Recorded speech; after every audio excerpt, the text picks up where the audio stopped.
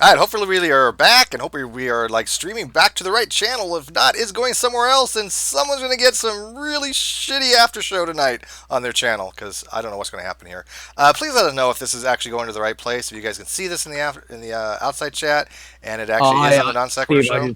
I got a notification. Awesome, thank you, Jesus. Couldn't help the priest and altar boys, but got it to the right channel. Thank you. Shots fired. Ooh, across the bow.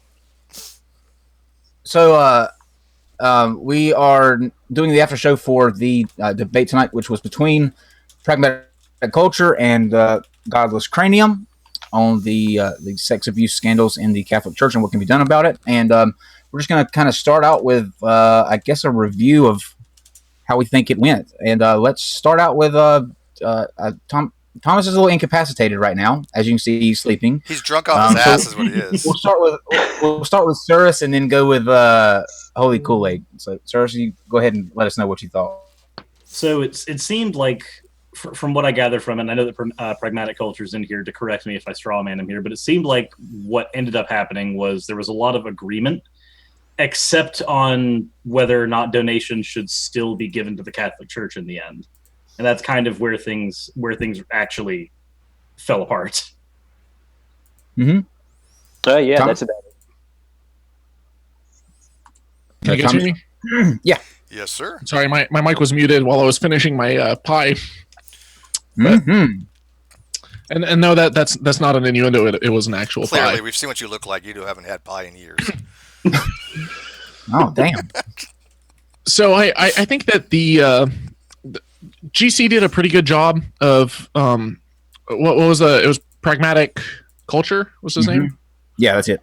Yes. I think that he did a pretty good job holding his feet to the fire. Obviously, you can tell kind of what side of the debate I fall on. I'm not a big fan of the Catholic Church, but that said, I think that Pragmatic did a good job at the very beginning, kind of coming out and saying that he agreed that action needed to be taken. He agreed that people needed to be held responsible and that they needed to be justice needed to be sought. As far as whether or not it was completely systemic and that it goes all the way up to the top of the Catholic Church and whether or not Catholics need to quit the church and quit donating, I think that's where they the major disagreements were held. But overall, it was an interesting debate. I don't think it was too much of a dumpster fire, but yeah, good job. It wasn't a dumpster fire at all. Where do you side on that issue? Me? Yeah. I think that if you're donating to the Catholic Church after all of this has come out, and there was a point in the debate when Pragmatic said, well, I've been donating to the Catholic Church, but I didn't know the extent of it. And then one of you guys said, but now. And at that point, the question is, are you going to continue to donate? And I don't care if he still wants to be a Catholic, if he still believes that, like, that's fine. I'm not going to try to change his mind. My whole frustration comes with, because this is so widespread and because it goes all the way to the top and it has for decades, then if you're still giving to the church, instead of finding an independent church or another denomination or some home fellowship or something and quit the church and stop giving your money to it, then I think that you are complicit. Well, and the reality is, if you have a business that does some messed up stuff, the only way you get to have a say in that business is not to be a patronage, not to patronage that business, not to go there, not to shop there, right? I mean, money and people not buying products is what a business will look to when they're looking at did they made a right decision or not, right? So by the same token, if a person wants to change something in the Catholic Church, the best way to go about it is not to give money to them, because then the church has to, by the way, I don't think that it actually will have a major effect because they have so much money. They have more money literally than God. I think it'll have a huge effect. It would have to be a lot, though. But I mean, even then, they have so much in reserve. I mean, even the church, the Scientology church can go like to 100 years before it had to worry about fundage. Well, we're talking about Xenu here. Xenu obviously is a little bit more powerful. He's got clout. But what say you, JMD Apologetics? How do you think tonight went? Because you are a theist, so let's get a theist's viewpoint. Oh, sorry, I'm like doing psychology and stuff like. What I thought was basically, I think obviously it's a very big issue, and I'm from PA, so hearing about that in my state, I said this earlier, sort of sickens me. Sort of like the drug epidemics that's going on in my area. But I think that if you're donating to the Vatican, then you're donating to the wrong people. I think an individual church, I think the Christian has a right to know, just like how I'm pretty sure the Bible would argue this, that you ought to be good stewards of your money and know where your money is going if you're donating. And I don't think you want to be donating money to a sex abuser or whatnot. So I think the Catholic Church either needs to reform or basically not exist.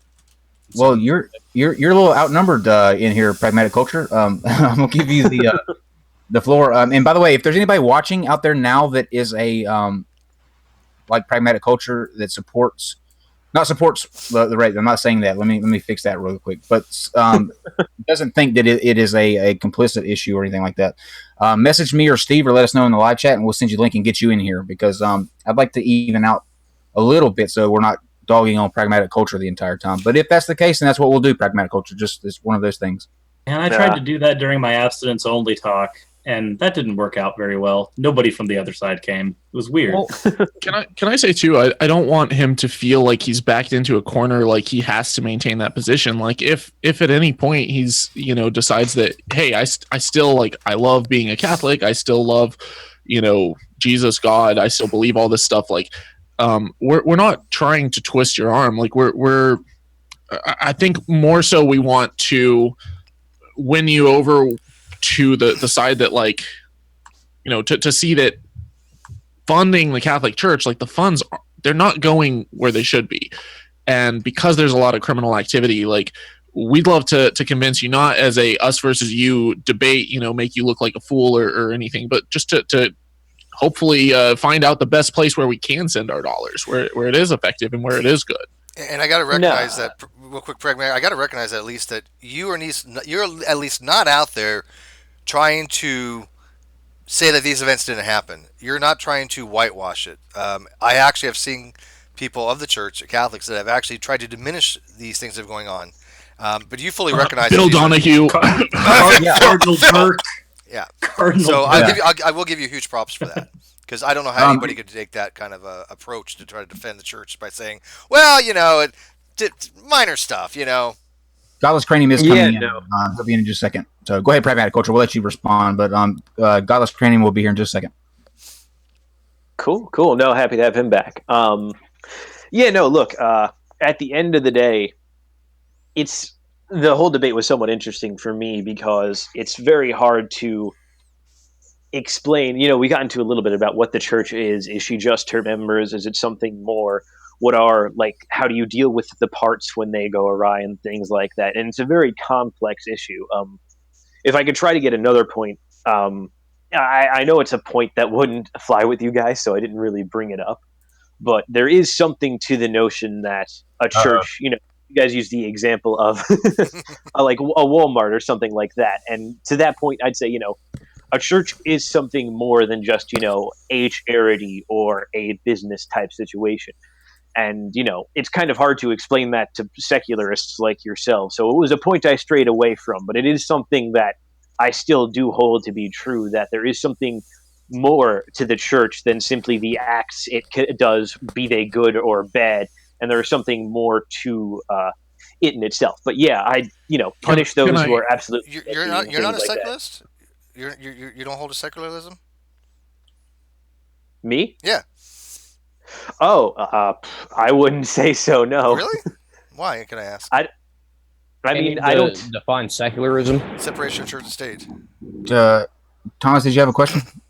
Well, I was wondering if he could maybe elaborate on that a little bit when he says that there's more to the church than, just like with Walmart, because he was making the analogy during the debate with GC, kind of comparing it a little bit to like the school systems or companies and stuff. And I'm kind of curious what it is in his mind, because I know, like, as a former Christian, I was a Christian for decades, and there are aspects that I would say are different with religion, but I'm kind of curious what point you're specifically getting at, and if you're arguing that somehow makes it so that we can look the other way, or so that we can somehow still support the church, the church hierarchy, or where you're going with this? And I have something to tag on to that. It relates to that.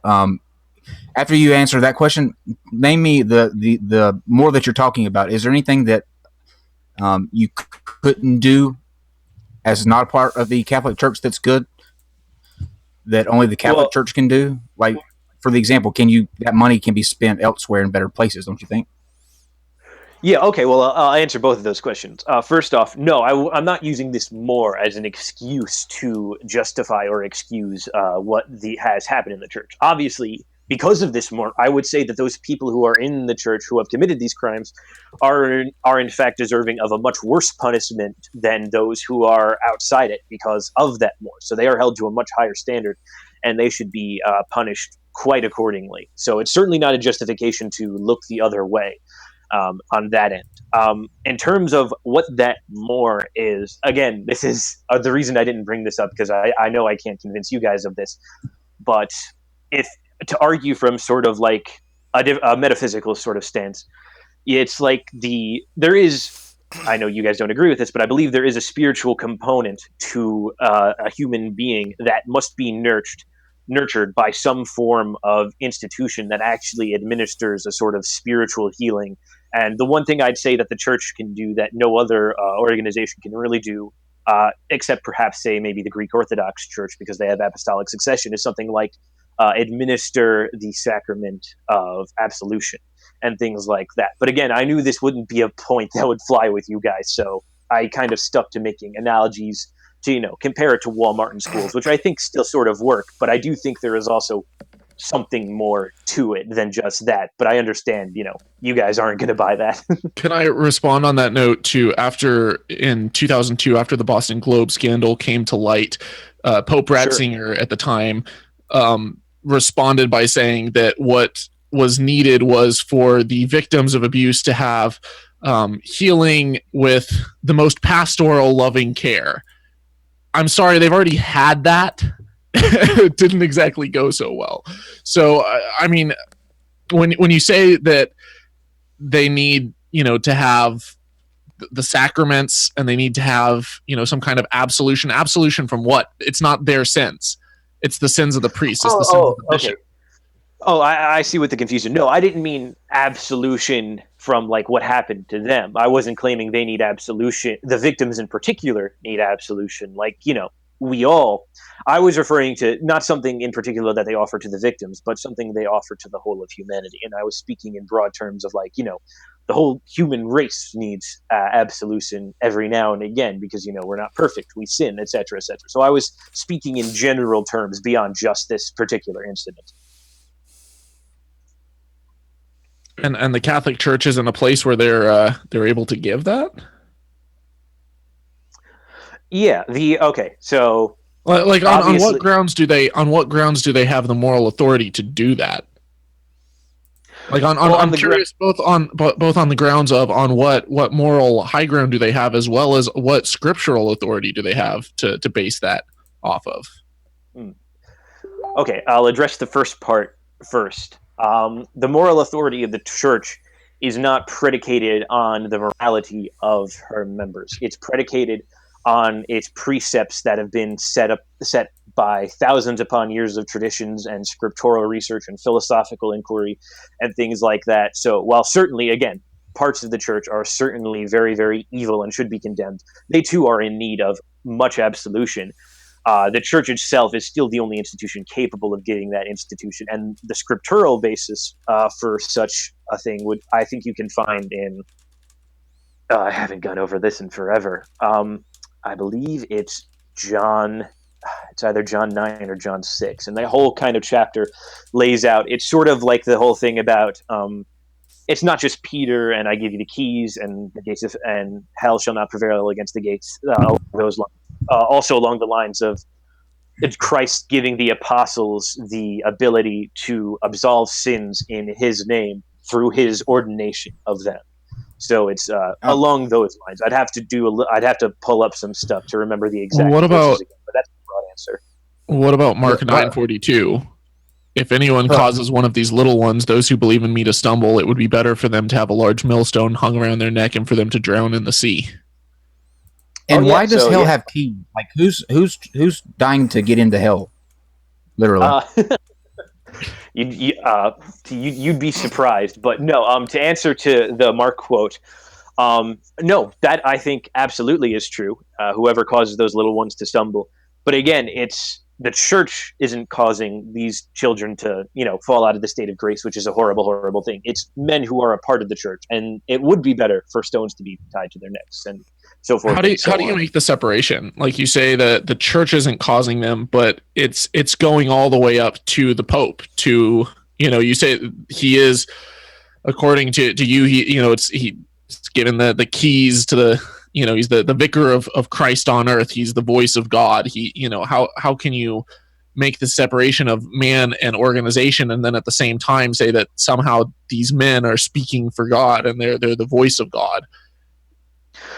Okay, so it was actually brought up before by Steve, I think, about if the church didn't have any members, there would be no church, and that's not really true. It would be sort of, well, first and foremost, the church having no members is sort of a very out there hypothetical, because we were promised that as where one or two are gathered in my name, there am I, and that's the church's presence essentially. So there won't ever be no church, but even if there were to be, hypothetically, it's not that the church itself ceased existing as the bride of Christ. It's simply sort of a latent state, I suppose you could say. So at what point do you make the distinction between the Catholic Church as an institution and the Catholic Church as an idea promised to you?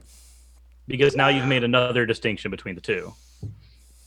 At what point? What do you mean by at what point? Okay, so there's the distinction between the Catholic Church and its members that you've drawn in the sand first. But after the point has been addressed, well, if the Catholic Church had no members, would there still be a Catholic Church? And you say that there would be one. So now we have another distinction. We have the Catholic Church, the institution, which the institution would not exist without members. And then the Catholic Church, the idea of the church that has been promised to you as long as there are two people in an area for the church to be substantive. At what point does that line in the sand get drawn, as well as the line between the members and the church? Because now you've drawn two lines. The line is drawn if there were to be somehow some great purge and there were truly to be no members. I guess practically speaking, that's where the line would be drawn, where the church would just exist as the idea at that point, but it would still exist in some form. And then the line between its members and sort of the Am I getting this right so far? But it sounds like you're committing like a reification fallacy. You're taking like a concept of the church and saying it exists independently of the members, but in what means does that mean that it exists? It's not a concrete object. It's the Catholic weight fallacy. Well, it's like the church is in its own right sort of it's very hard to explain this again because it's a deeper sort of philosophical thing argued from a lot of different stuff. But to put it bluntly, the church is sort of like its own spirit. It's its own metaphysical entity that doesn't necessarily need a corporeal or physical form. And that's sort of the point where you can say, well, is it members? Is it self-aware? Or is it not? Well, I can if we grant you that it's a metaphysical entity that does not need a corporeal form, then now we have a metaphysical entity that cannot commit the atrocities that the Catholic Church has committed. So at that point, why not just decentralize and completely destabilize the church at that point? Because you're saying that the church would exist without the institution. Cool. We can now get rid of the institution because it, in your view, exists completely independent. And now we have a church that is only bound by metaphysics, and metaphysics don't rape kids. So I'm perfectly fine with that. Well, because again, it's because the church isn't simply, even though it would exist separately as its own sort of metaphysical entity, there are certain parts about it that must be administered through those qualified to speak on her behalf, those being the priests and the bishops, in order to do things like I said before, absolve sins. And so you need some actors to institute some parts of it in the corporeal and physical form. But that doesn't mean that the church depended on that. Were those priests, were they given the ability to do absolution and all these things? Did God not know that they were committing these crimes and still gave them the ability to do these things? I know he's aware of all that's happening, and like he as he promised us in the rainbow, sort of to go back to that. He's not. Well, at this point in time, it wasn't actually. This is a continuation of the promise of the rainbow, but it's different discussion. We have free will, and God isn't big on interfering with it. After his son was sacrificed to give us, the ability to choose to love him or to veer away. And obviously, those priests completely rejected God and completely rejected their duties. As for whether or not they still have the ability to absolve sins in a state of mortal sin themselves, I couldn't comment just because I'm not theologically read up enough on the subject to say if they There's still a new maintain promise of the rainbow. sin. There's a new promise of the rainbow, by the way. We've kind of hijacked that. It is Kyle. The new promise of the rainbow is Kyle, and he's a wonderful promise that has been gifted to us. Right. Although I will say this though, in that sense, I would like to speak on this, but I think there's somebody who's a little better qualified for me to do that, or than me to do this. So you said the bishops are required to absolve sins. I think JMD Apologetics might be a better person to address this than me, because he's more read up on this than I am. On how the Catholic Church is structured, or something more. Well, you're very well versed in hermeneutics. So at what point in the Bible is that something that's established? The absolution of sin by a person. By a person specifically, not by God. At what point does the person gain the authority for the absolution of sin? Oh, I this is something I would probably disagree with pragmatic culture on. I don't think that. I think when the Jews blaspheme or accuse Christ of blasphemy of healing the paralytic man of his sins, I don't think. I think that sort of shows that a sinful man does not have the ability to forgive sin, but rather whether Christ is God or not, that's obviously something we'll all disagree on. Let me ask this. Oh, I'm sorry. I thought you were done. Oh well, I think only God can forgive sin. I'm grace through faith alone. Let me ask a question. At what point, when you look at an organization, and you look at their history, and you look at the totality of their history, and you go back and you look at the Catholic Church, and yes, there are good aspects to the Catholic Church. I don't think anybody is disputing that. No. But look at some of the certain events that have happened in the history of that church. We'll start with the Crusades. Obviously, everybody knows that one. Burning of heretics at the stake, the sale of indulgences, St. Peter's Basilica, the place where the Pope stays, was built on the sale of indulgences. You could pay for your salvation. And just through the years, there's always something that is centered around this organization that is heinous, outrageous, and goes against everything that they stand on a pulpit every Sunday and preach on. And at what point are we going to look at this and go, this is a organization that is rooted in evil? Yes, it has good aspects of it, but it is rooted in evil, and it always has been, and it's not getting better. They don't have the best track record. I mean, it's not like it's an organization throughout history that's been benevolent in going out and doing all these wonderful things and doing no heinous things. No, they are. I mean, I'm not trying to dog specifically on the Roman Catholic Church, because other churches have done this, but to the extent that the Roman Catholic Church has done in the history has been far worse than probably all other churches combined as a whole. Would you agree? They made mothers pay to get their kids out, their children that had died out of purgatory. Yeah, that happened. Planetary indulgences. They made people pay to get their children out of a place in between heaven. I mean, it's outrageous. It's fear mongering, and again, they paid money. And they were selling planetary indulgence and things like that. But don't you think, pragmatic, that if you take a step back, just take a higher epistemic vantage point, just go up here a little bit, and look down. And if you looked at the Roman Catholic Church compared to maybe, I don't know, some kind of Eastern Orthodox or just any other general church, would you not say that over history-wise, the Roman Catholic Church has had some barbaric things over the last couple thousand years? And I agree with Kyle. I haven't seen anything really gotten better. I mean, where is this altruism for the church? I've seen some stuff get better. They no longer put people on the rack and torture people to death and poke their eyes out and stab them full of shit and burn You know what? witches. But you know what? They probably would if they Is could. that worse than child abuse, though? I mean, comparatively, They probably would Well, if they no, could. but Kyle, change one thing for the other. But is torturing and killing people and raping kids worse than just raping kids? Well, Like in that Yes, regard, like as obviously, far as but- sheer numbers No. go, just Yeah. check- Some Well, people some people might have liked the rack. You know, some people are. Well, I could say that I'm a rat guy myself, but probably not in the way that we're talking about. I can tell when but I Thomas think is I think smiling. those things only came along because of laws and change of culture. I think the church, if they hadn't had any of that, probably would be doing certain things like that again. Well, to help pragmatic out, I think if the Catholic Church was more structured like the original Catholic Church from, St. Augustine and the people closer to Christ's time, I don't think you would have those problems.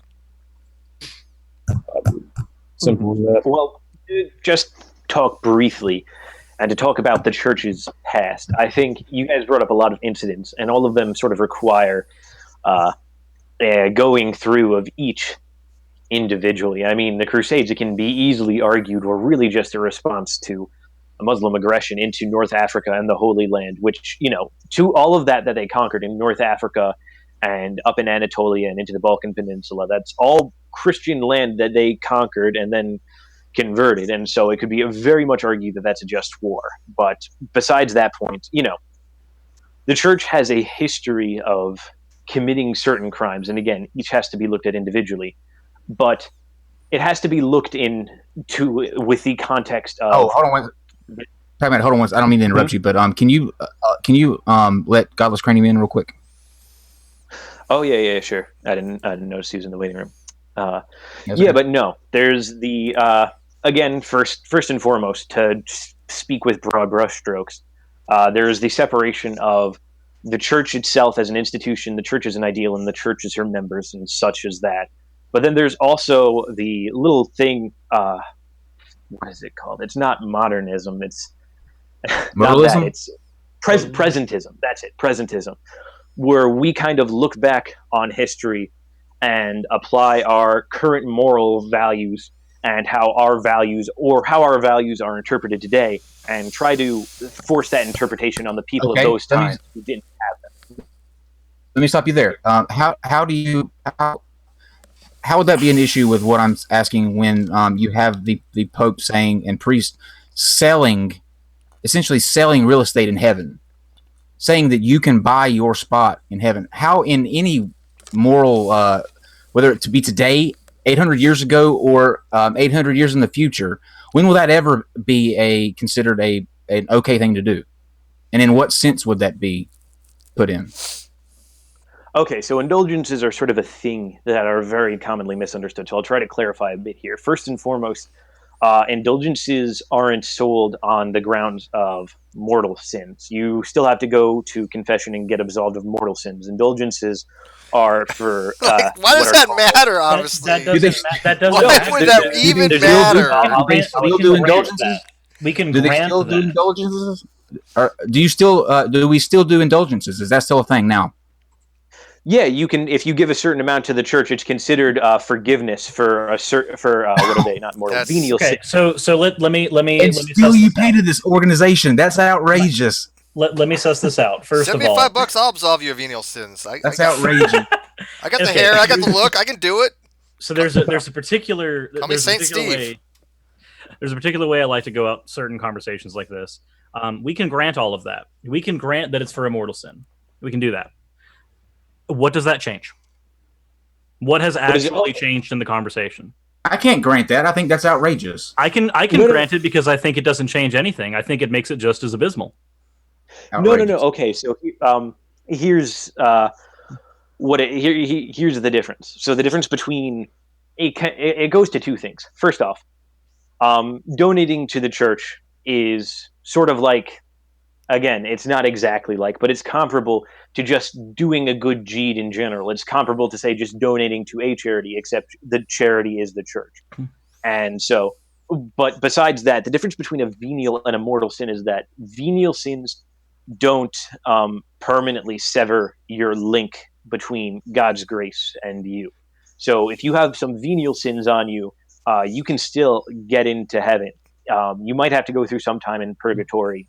Okay. Sometime. Didn't a you racket. say, wait, didn't you just It's a say racket. didn't you just say you can go to a priest to get absolution from mortal sin like a minute ago? Well, mortal sins are sins. the ones that you get absolution from, so that you can enter heaven. But remember, in the Catholic faith, they have purgatory, they have limbo. So, but it's not permanent then. What is actually a permanent sin? What Mortal sins are the permanent ones. If you don't get Well, it's those not permanent if absolved, you- no, wait, there's even the option of purgatory. Oh, well, yeah, but it can't be permanent. You just said you can go to a priest to get absolution from a mortal sin, so therefore it cannot be permanent.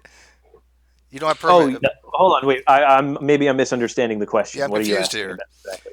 They okay. So your tithes and what you donate essentially goes to, or in part, I don't care how much part or how small of a part, but they go to moving rapist priests around, and they go to buying people who want to get out of their sins, like get out of jail free card. This is a racket. This is a organized crime syndicate. That's what the Catholic Church is. It's an organized crime syndicate. Criminal enterprise. It's not. The get out of jail free card would be if indulgences were forgiving mortal sins. No. Why? No, wait, no. Hold on. No, Let me. you're missing the big picture I think here. I can suss this part out. Okay, so a get out of jail free card can get you out of any type of jail, whether it be a life sentence or whether it be a sentence of a couple of years. So purgatory, in this sense, which is 100, 200, 300 years of cleansing in purgatory, is the exact same thing as a jail. So very much so, this is still a get out of jail free card. This is still a get out of jail free card scenario. That's exactly what it is. It doesn't change. But it's more like this. It's like, Sirius, hey, you know what? You really don't want to spend time in purgatory. You really don't want to go to hell. But I tell you what, I have special powers from God given to me because reasons. I can absolve you of those sins. You just got to give me $100, and you will be absolved. I'll make it happen right now. The part that confuses me about that is it's got to get to Godless Cranium real quick, so we can get him in the conversation. I want to ask to lead that in. Is there anything pragmatic culture that the church could do that would disenfranchise you? I want you to think about that, and we're going to get back to it after Godless Cranium. But think about if there's anything that they could do that would make you say, okay, this is a corrupt organization. I can't be a part of this anymore. Can I point out something too? Sure. Yeah. In Matthew 19:24, it says that it's easier for a camel to go through the eye of a needle than for a rich person to enter the kingdom of heaven. The very notion of indulgences spits in the face of that and says, oh, if you're rich, you just pay a couple coins and you're good to go. Yeah, it's all about the money. I mean, it's clear. I mean, look, Cranium. hang on. Pragmatic, you would have a better argument if the church was like some squalor-ridden, living day to day, giving to the poor, like living the way of Jesus. Maybe even a little bit better argument. But you got to admit, you're dealing with an organization that's one of the biggest organizations on the planet. That has no oversight, right? You can't. None of these people have had any kinds of arrests for their crimes. Well, few of them, but very, very, very few. So there's been no criminal charges against them. They're basically immune. They have their own city, have their own bank, right? But does that really fit into what the narrative that Thomas Westbrook just talked about about how? Hold that thought. Think about that question, pragmatic culture. We're going to go to Godless Cranium and get his summary of how tonight went. Let him at it. I thought it went well. I think I won. But, yeah, we all I'm a little win. I'm a little biased, yeah. So, but I thought it was good talk. It was. Well, I don't want to say fun. It wasn't fun, but it's worth having, I think.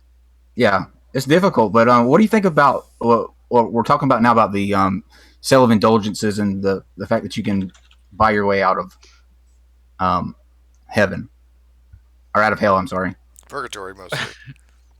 Yeah, I think it's just another money-making scheme on behalf of the church. But again, I don't think it's any secret that I'm not a fan of religion, and I would say, Gasp. I would say the Catholic Church is a step above the horribleness of other sects, I guess. I've never been a fan of the Catholic Church, so I mean, even when I was a theist, I've just never looked at the Catholic Church as a beneficial.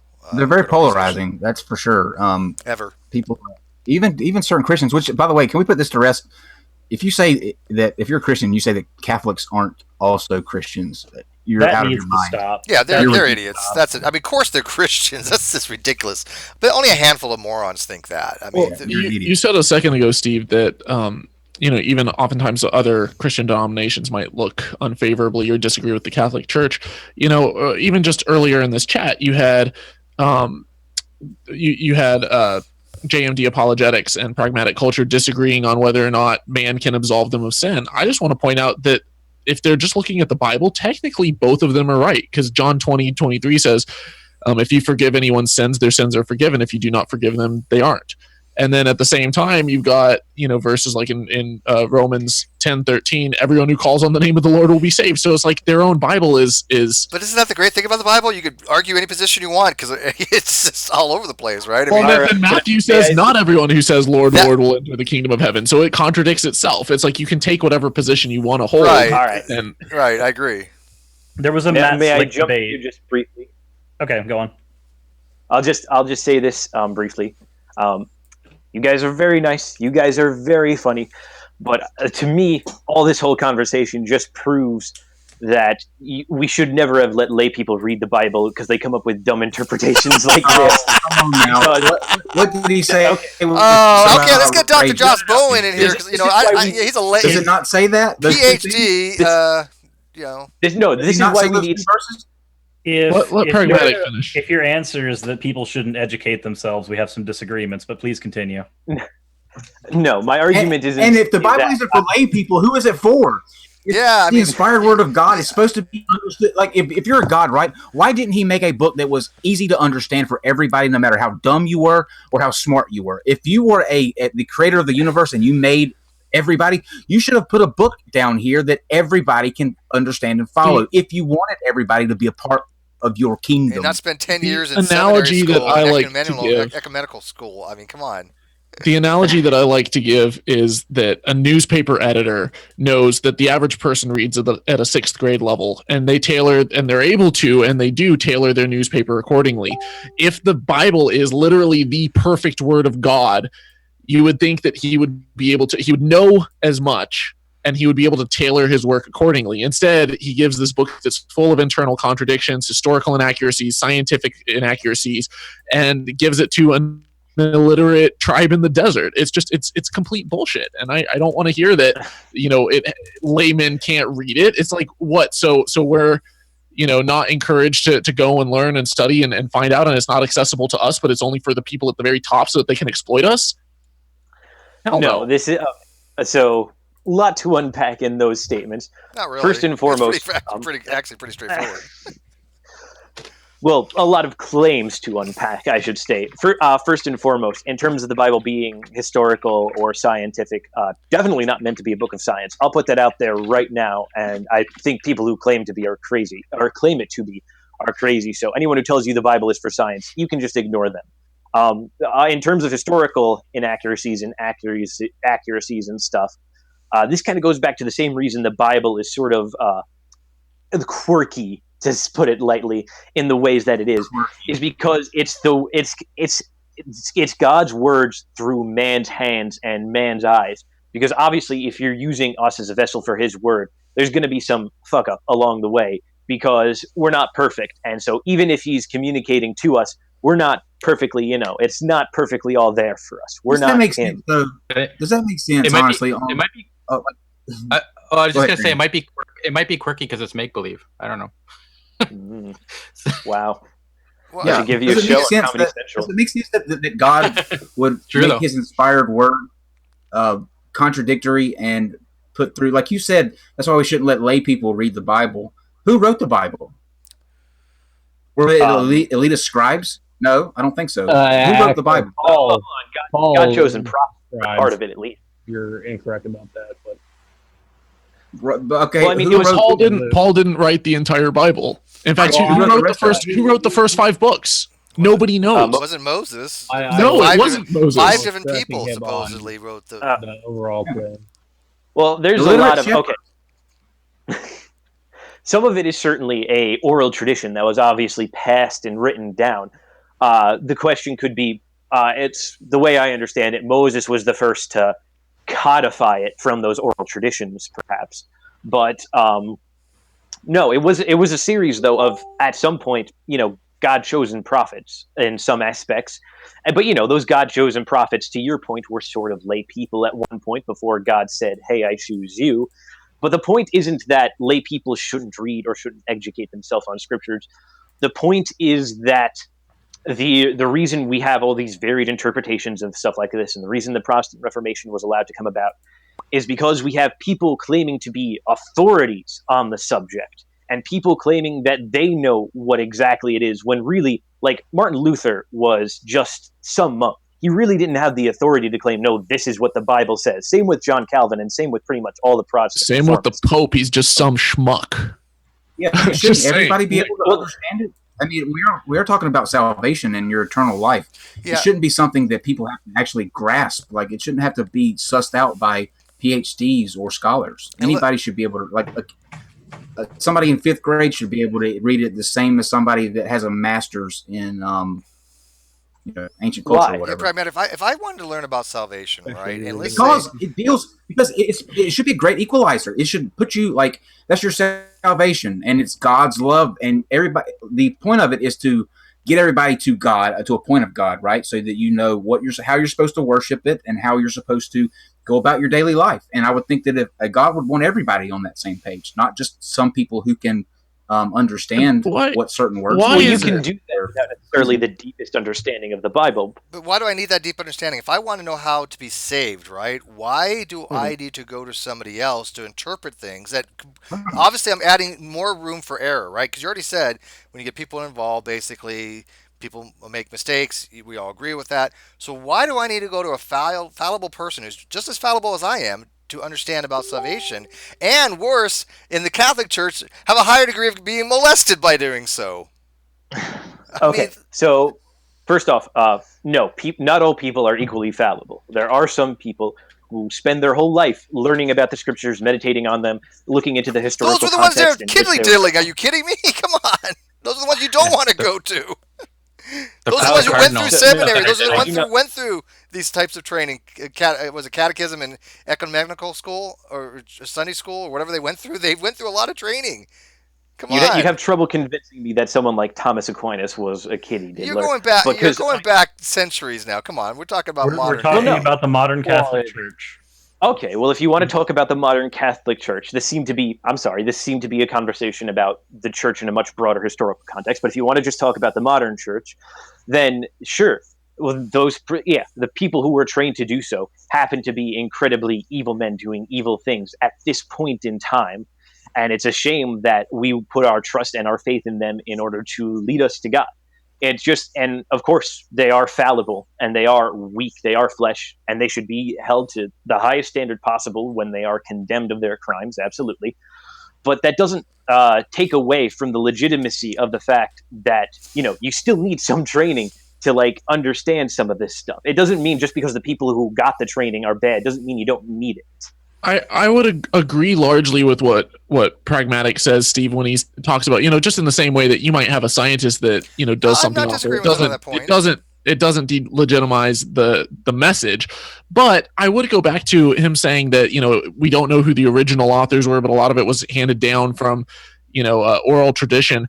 What makes that oral tradition and the Bible's game of telephone any more legitimate than the Bhagavad Gita or any other holy book that was transferred in the same exact way? Because God said so. Okay. Well, it would come.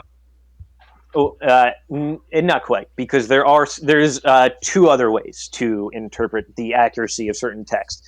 One is historical context and the events described in the books, and weighing them against things that happened. For example, the Great Flood, as described in the Bible, probably didn't happen in terms of the whole world. Probably there is no probably. It's 100% certain that it could not have happened. Laws of physics were not. Yeah, it's not a good historical test. Yeah, it's not a matter of probability unless you want to go with the probability of one, it didn't happen. Okay, no, I get what you're saying, but there's of course the part in our Earth's geological history where there was at one time where we were covered with a lot more ice, and then all of a sudden that ice started melting. Sure. There's some history. It didn't drown the entire Earth, though. It didn't. No, it didn't drown the entire Earth. But at the time, peoples were crowding around things like rivers and it's a oceans history. in order for commerce, and it gave hold on. It gave the impression of the flood, and that's what those people were fair recording. enough. Then why? But the inspired word of God doesn't say that. It says that it drowned the entire earth. Why didn't God later on say, "Hey, that wasn't me doing. That was just a natural thing." He didn't correct it. There's still young Earth creationists today that thinks there's a flood. Yeah. And I agree with you. Maybe there's a lot of things that did happen they didn't know how to interpret. But doesn't that kind of show that they were just natural events all along? I mean, everything else. And then they made up some guy in a boat with two of each animal. Like they could have just said there was a raging flood or whatever. There was a lot of water, but they made up an entire story on top of it, and then slapped holy in front of it and called it the inspired word of God. And that was a derivative from another story. Issues that we have today. The whole story was derivative. The story of the God's chosen people being called out of Egypt. We've gone back and studied it archaeologically, very, very in depth, and even religious Jewish archaeologists paid, by the Israeli government to go and find evidence for this, came back years later and said, there's nothing. It never happened. It was bull. Big goose egg. God's screen has a good point. I don't know about that. I've heard a couple we do know about that, actually. I've heard a couple different narratives regarding about the Israelite. This narrative is from the people. Time out.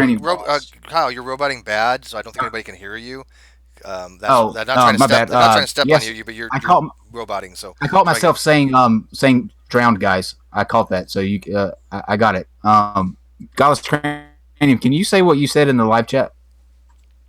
Oh, where is it? I said, I love how we are discussing a magical flood, but people rising from the grave is still plausible.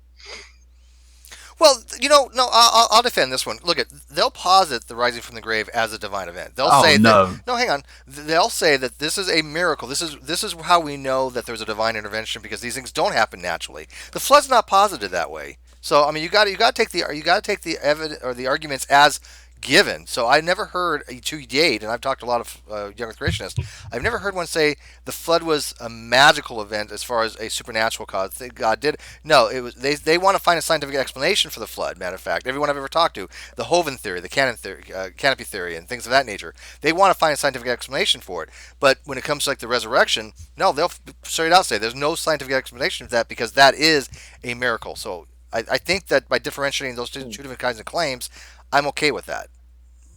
No. Well, no. Well, when when you point out that it's not possible to have a flood, some Christians will say, because God can do anything. So if you can do that, okay, then we're having a different discussion at that point. But we're having a different discussion at that point, because the ones I talked to, that's the same discussion you just had. No, because they're saying there's a scientific explanation. If they want to posit a miracle, my conversation is done with them. I'm like, okay, whatever. I want to talk about the science, right? So if they say, hey, that's just with Jesus, though. Let's talk about the verse that says that all the graves in Jerusalem opened and people were going around greeting their neighbors. Right. Again, not posited as a scientific thing that's explainable. There's a huge difference in the claims, types of claims. Right. But they're both equal. They're both fairly equally implausible. Like the idea that the flood happened is implausible. Only in the realm of science. Jewish carpenter dying. In the realm of science, sure. Absolutely. But that's why they're calling it. But you're not understanding. That's why they're calling it a miracle, because they're taking it out of the realm of science. They're putting it in the supernatural realm, right? Because you put a word in front of it, doesn't. Yeah, in the realm of science, I think it's coming back from the dead. Let him get a thought out. More plausible. Go ahead, God's Cranium. I just think it's not giving them principle of charity when you're changing their actual claim. Nobody's changing their claim. We're saying that they're both equally improbable. According to science, but they're not saying it's according to anything. They're both equally improbable. Okay, there's nothing illogical about saying that you can't. Matter of fact, there has been this. Ever heard of quantum suicide? This is outrageous. To say that these things are like illogical or like impossible, that requires an actual a decent argument. So unlikely, yes, but when you say something framed in the terms of science, is this possible according to science? Then we can say no, it's 100% impossible to do this according to science. It's 100% impossible for people to rise from the grave. Inside science, not inside anything. Well, then you have a different. Then you're changing their claim. It's ridiculous. I would say this: if you've read any fiction where somebody has come back from the grave at all, then within the realm of that fiction, it is now possible. So the claim that it's impossible anywhere is wrong. Because within fiction, it's possible. And that is a place That we can go. that's a ratification issue. Yeah, that's a ratification. Of course, it happens in fiction. It happened in the Bible. That's the biggest form of fiction that we're deriving it from. JMD and Pragmatic, am I misreading how you guys are positing these things? I'm trying to be on your side. I think. Of course not. Because hang on. I asked JMD. Hang on. I asked JMD. Go ahead, JMD. Of course, they're going to side with name was Josh. Josh. So I think you're right, Steve, because of course both parties are exerting or asserting a different metaphysical principle. Like I'm asserting that God exists. I would agree that if God does not exist, of course, that's our whole debate between theism versus atheism and so on.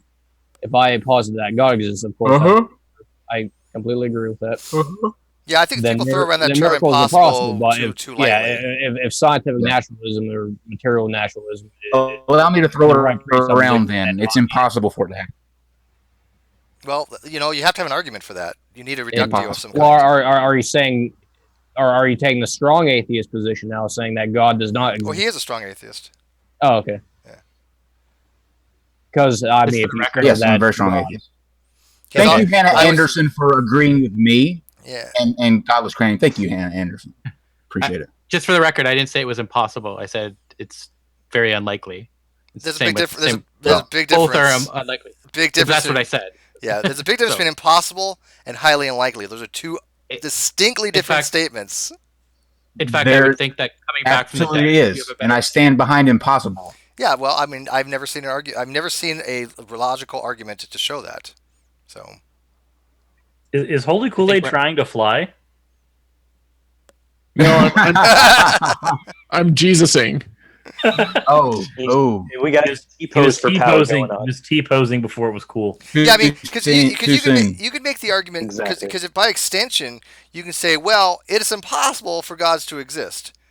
Okay, well, again, you need a very, very good argument for that. Somebody said that I'm channeling King Crocoduck. No, Caitlin. No. Thank you. Somebody said Caitlin Chloe. Like he's talking. He's channeling King Crocoduck. No, Caitlin. He's talking about he KC. Said KC. That's by defense. There's three KCs. There's Caitlin, Chloe, Casey Atheist, and King Crocoduck. Yeah, he's not. He's talking about Caitlin. Illogical or look at all of these. Kyle is right. Kyle is clearly right. I'm sorry, but I will stand. I know there's a big difference between highly impossible and impossible. Sirs, do you think he's highly right? Unlikely. I'm going to stick with. Sirs, do you think Kyle's right? I really don't. I really don't. Because I make the distinction between supernatural and natural as well. That's fine. Look, people can disagree with me. I'm going to stand behind that. It's impossible for people to. And you know what? I respect you in being consistent in your stance. Now, Kyle, you are a metaphysical naturalist, right? Sure. Okay. I mean, that's consistent. So that would be consistent. I'm a rational thinking individual. You can call that whatever you want to, but actually, I would disagree because rational would imply that you have actual reductio ad absurdum to justify your stance that something's logical. That's what rational would imply. No, you do. You really do. Honestly, you do. You think I'm irrational? With that particular belief, unless you can justify it. Hold on. As a general. Is he roboting? I can't hear what he's saying. Roboting. You're roboting so bad. And now you're frozen. And now whenever you get worked up, Kyle, you start to robot real hard. Now, what about now? Can you hear me now? Better. Okay, let me do this. Okay, while I get this out, as a general rule or throughout the day, do you think that I think rationally for the most part? Yes, absolutely. Except when it comes to philosophical issues. The statement, I'm a rational thinking individual. Am I an individual or am I two people? Am I Kyle Curtis as it stands, two people or one person? Unless you're a split personality, I think you're one. Okay, and you would agree that on some occasions I do think, correct? Sure. Okay, so I'm rational, I think, and I'm an individual. There was nothing about what I said by saying I'm a rational thinking individual that was incorrect. I said on this particular issue. I didn't say I just said in general. Oh, sure, in general. Well, not on this particular issue. Perfect. Now we can move on. Big Because Yeah, forget the again, distinction. you just say you're rational. You have to justify. You can't just throw by fiat something out there. It's like saying it's I don't have to impossible. Well, hang on. justify- look, It's, look. you can't just say like it's impossible to have a God. That it requires a hell of a. I didn't say that. I didn't get say that. that. I'm using an I example, didn't say that. but it's the same narrative. Oh, it's impossible to do this. Okay, you need to. It's not the same narrative. It, Not the same to narrative. say something is impossible, you need to demonstrate it is logically impossible. When your organs, let me when finish. your organs Let disintegrate me into finish. soup, Me you finish. cannot regrow them. Okay, so Like let me ask you this. it's Hang on, let me ask you impossible this. to rise from the Let me ask you this. Cyrus, in some other modal ontological possible world, is it possible for somebody modal ontological. Hang on, The only Kyle, way you can I'm make sense asking of this is to Cyrus. throw jargon on it. It's All of not this throwing bullshit jargon. Okay, It's not throwing Kyle, jargon, Kyle. Absolutely It's not is. throwing So let jargon. me hang on. Seem very Please let me speak. Absolutely. Let me get my argument out before I'm interrupted. Absolutely. Okay, Kyle, I'm speaking. Let me get my argument out. Cyrus, is it not true though, according to in some possible world, because he's throwing out these things as by fiat, but is it impossible without demonstrating to the logical By probability? fiat, you say that, but by that's the not the case. impossibility of the You're contrary. straw manning me. Isn't Let it me throw a possible? philosophical word at you. You're straw manning me. Okay, but I'm not straw manning you because I'm asking him a question. You are. I'm not. You absolutely are. I'm not misrepresenting your position. I'm This is asking him a outrageous. question. There's a This is difference. outrageous. So, Cyrus, is it impossible on some possible world that you cannot come back from the dead? This is the There could- this is there the, could this be is a- the most goddamn stupid There conversation can I've be had. a possible world with different laws of physics. Right. Exactly. And if that's the case, then the laws of physics yeah, okay. might allow So in it. some reality other can be universe, different. Right. So Yes, some in other some other universe, universe. it's possible that this could happen. Well, let Yes. me wake you guys up to a little thing that I'm talking about people. When it says that people in Jerusalem, not in some goddamn distant planet, rose from the grave, that's in fucking possible. I don't see Period. why. I disagree wholeheartedly. That's because you're lost in some colloquial x versus p minus q divided by the square root no, of it's time, just basic. and it doesn't work that way. Basic It's rationalism. in fucking possible. If you let you stipulate within a field of science what you're saying Oh dear is by God! fiat, Here we go again. and I can't agree. I'm This is so- a rational thinker. Would you agree? I'm a rational thinker. No, I wouldn't. Okay. Fair enough. Kyle, you are very upset. I'm not upset. I like what I don't like is people playing stupid word This games. is not word games. This is Yes, it there's is. nothing We're word moving games on. about this. We're moving on. There's can nothing I word just game say- about this. We're moving on. Can I just say, Kyle, Yes. Steve, you guys are like an old married couple. They really are. in the fact that he's usually wrong? I'm not wrong on these things. That's what's funny. Also, The do you great guys thing like about- do you Sorry, guys Kyle. like Igor? Is that your avatar? Yeah. Oh Let me man. just point out that the great thing about old married couples is that typically when they're bickering, they're both wrong. It's just that they're wrong on a spectrum. Well, I mean, if somebody could demonstrate to me that something's impossible without proving it, I'd be happy to take a look at it. Because Do organs regrow? This is the last question I'm going to ask. Do organs regrow? You're missing my point here. You're talking about biology now. I'm talking about impossibilities. You're talking about possible worlds. Yeah, that involves biology. No, I'm talking You're going to need that to be possible alive. worlds. You're going to need biology to be alive. So, well, hold on. If we keep this in the realm of science, do you know that that would be the case for silicon-based life?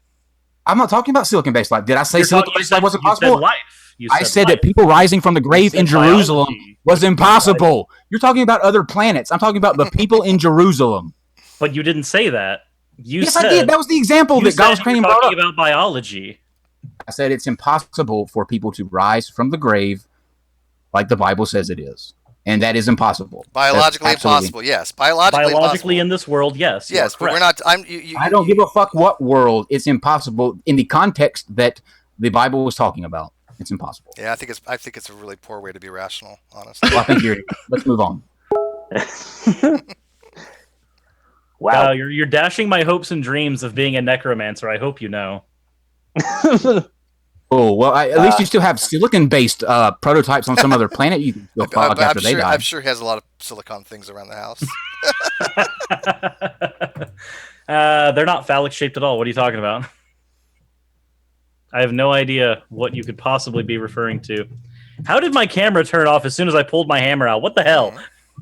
That's weird. See, I'm just sitting here in the background laughing at the Mommy and daddy. argument over word games. I'm the friendly atheist. I just sit back here and look goofy. Why are mommy and daddy fighting? Make it stop. That's a good look for you, though. Holy Kool-Aid. Thank you. You need to do that in your next video. You need to be that. You like my eye movements too? Yes. Like, you need to have that avatar and say nothing about it in the video. Just pretend it's completely normal throughout the entire thing. Maybe I will. Maybe that's what those silicon-based life forms that exist on other planets look like. See, the only It's way we can now possible. demonstrate this is now if Thomas's avatar were to kill itself and then come back to life. I mean, Can I recommend this just to everybody? Go check into quantum suicide if you guys want to read some stuff on this kind of stuff. Quantum suicide is a fascinating thing about how you can kill yourself but not kill yourself, and just go from one possible world to another possible world without ever actually dying and having immortality. I mean, this is the whole reason. That's why science. That's quantum mechanics. It's the whole reason why when you throw quantum particles at a solid board, some of the quantum particles will actually appear at the other end of the board, because in some possible worlds they could have. See, my eyelids don't even close, so this is good. It's gonna make sleep really hard. Well, okay. Not sure where we go from here. Anything you want to add on to that? Other people in the room? I mean, this was amazing here. First off, but that was just great. I'm just going to leave it at that. I don't want to ruin it. He doesn't want to ruin. He's like, they're not talking about Catholics and diddling kids. Let's change the subject. Yeah, we really went off topic. That's great. Well, see, I kind of wanted to get back a little bit on topic to earlier. One of you, I think it may have been JMD, mentioned how we were looking at the past of the Catholic Church through a bias of presentism. And what? Oh, that was me. Was that JMD? Well, what I was going to say was the earliest church fathers were technically the first Catholic Church, and I think they are obviously a lot better than the more modern day Catholic Church and stuff like that. Well, we were talking about like the Inquisition and all the stuff that the Catholic Church has done in the past, and oftentimes I'll hear the argument that you may not have been making this argument. I might have just thought that you were, because I've heard it so many times before, but that was just then and times have changed a lot since then. Was that kind of what you were getting at with the presentism? Like, we have a different standard now, different moral framework now, so we can't really judge the past? Is that what you were saying? Yeah, I don't think I ever said that. I mean, in concern to Augustine, if you're talking about that, then no, that's not what I was saying, but I don't remember saying that, unless I did. It was quite a bit earlier in the stream. It was either you or Pragmatic that was talking about some of the horrific things in the Catholic Church's past, and there was one of you made a statement along the lines of, well, times were different back then, and we have a presentism bias. It was probably Pragmatic, because that was me. Okay. I just want to kind of follow up on that a little bit. I know we're jumping back in the stream, but since we kind of went off on a rabbit trail, oftentimes I'll hear the argument made that Christian morality is objective and it never changes, and that it's, that's where we get our moral framework from, is from the Bible and from God, and without it you can't have one. But then I have this argument pop up repeatedly saying, oh, well, you can't judge the past, times were different back then. But either morality is unchanging or it's not. Would you agree with that? What's the objective? Okay. No, that's a good question, and that's a good point that gets brought up. The confusion. Gosling's got to jump in real quick. He's saying goodbye. Just real quick. Yeah, I'm going to take off. I got to go. But thanks for inviting me, and thanks for inviting me on the Non-Sequitur with Pragmatic. Of course. And Great it was stream, nice talking GC. to Pragmatic. Good job, by the way. Thank you for the discussion. Thanks for starting All the right, fight too before you left. Yeah, that's the best part. Yeah. This was the dumpster fire, not the fucking original. Guys, what the hell happened? Glad we're getting to shame people. All right. Cheers, guys. You're all fucking wrong, but Cheers. you're welcome for the dumpster fire. Whatever. See what happens, Pragmatic. See what happens. I know. Well, it's the So you're first not the only dumpster one fire that's ever the when only- I've been present. I'm so happy. You're not the only one that's gets shat on around here. Okay.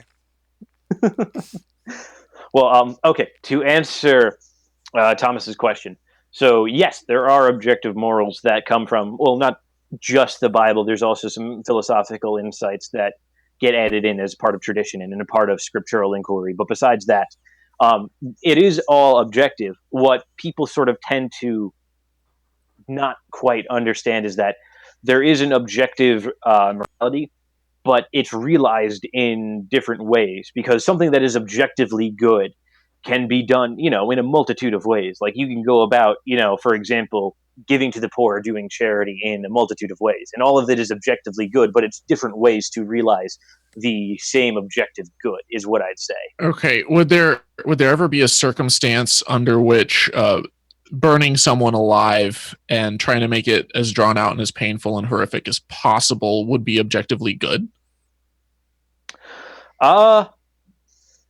Okay. Probably not. No. But this is the thing. Do we have do you agree with the death penalty, just to ask you, in certain circumstances or ever?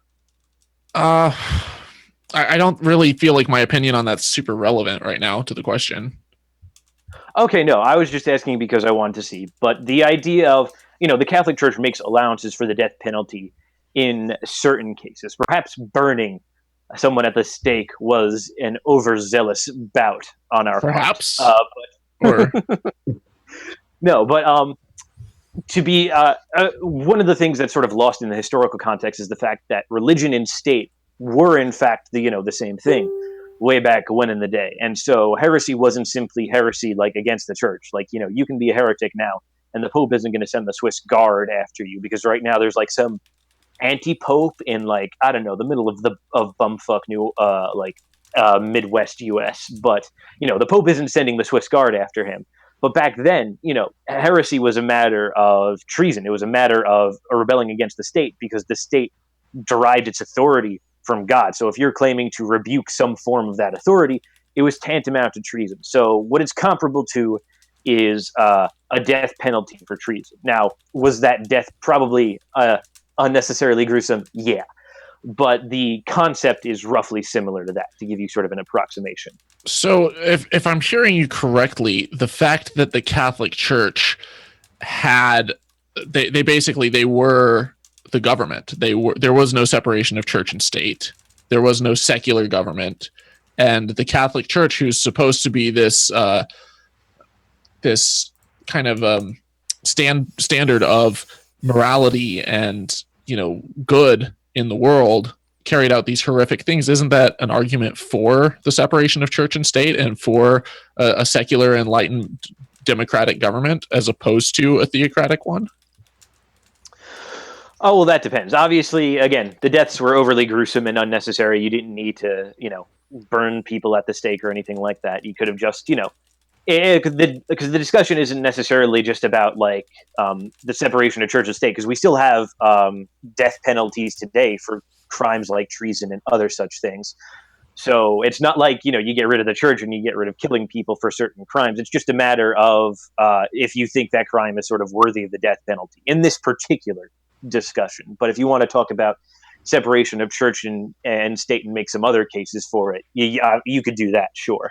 Well, and I would argue that most secular humanists are actually fighting against the death penalty. And in most places, it has been done away with in most secular societies.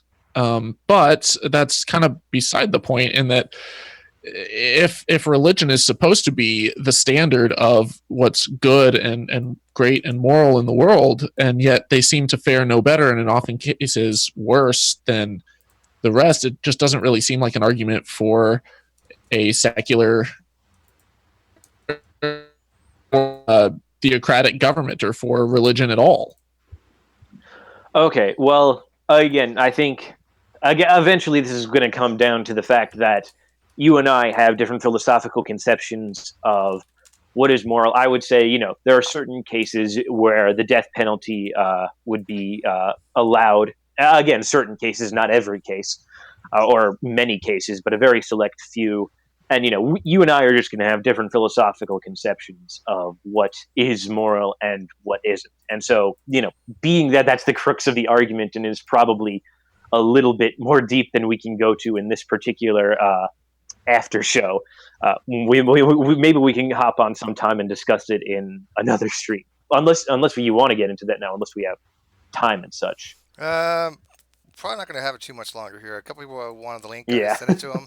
So allow them to come in. Brian and David. So David wanted us to ask you about Exorcism, Pragmatic Culture, or JMD. Ooh. What are your thoughts on exorcism? JMD, do you want to go? To be honest, I don't really have a strong. I haven't really thought about stuff like that, to be frank. I mean, obviously, Jesus did exorcisms and stuff like that. You know, there's a school you can go to now and pay money and learn how to exercise people. Hey, guys. I think I'll pass. What about you, pragmatic culture? My understanding of is that not just anybody can do an exorcism, so I don't know about this school and what they're teaching. Probably a scam. No, it's like it's condoned by the Catholic Church. I hate to break it to you. It's actually teaching Yeah, Catholic priests how to do it. They train the people in Catholic Church. Yeah. They were actually doing they're it training more. But extra they're training priests, right? Possession is on the rise pretty recently. Yeah, but I think they had to pay for it. I could be wrong on that. Interesting. I'm pretty sure you do, but someone wants to check on that. But yeah, no, can I just say, as an atheist who, I'm very much a naturalist scientist, pro realism and whatnot. I do not condone alternative medicine or wacky, crazy beliefs in energy healing and whatnot. But I spent about a month in a healing facility like that, just kind of to learn and see like what it was all about, because I think that we learn by experience. We learn by soaking up what's around us. I've traveled all over the world. I've gone to many mosques. I've gone to churches. I would totally go to a school that teaches you how to cast out demons, if for nothing else than to record the experience for other people to see. That'd be scary as hell, though. I think. Have you seen The Exorcist? Yeah, I mean, it's trying a little bit. Based on a true story. Honestly, I think that it wouldn't be scary at all, and I think that I would shine a little bit of light and show some transparency as to what's actually going on, and that we fear the unknown more than anything. You could call the head of someone spinning around like a top and puking everywhere, and you actually believe that shit? Oh yeah, of course. I mean, if people can rise from the dead, why can't people spin their heads around? Yeah. Thank you for coming around, Kyle. Come in and agree with Kyle. I think that you're shifting the goalpost and like doing some weird like philosophy version of special pleading. Philosophy. Dave, what do you think impossible means? It means. Oh God, cousin Ned's here. It means to have a contradiction, right?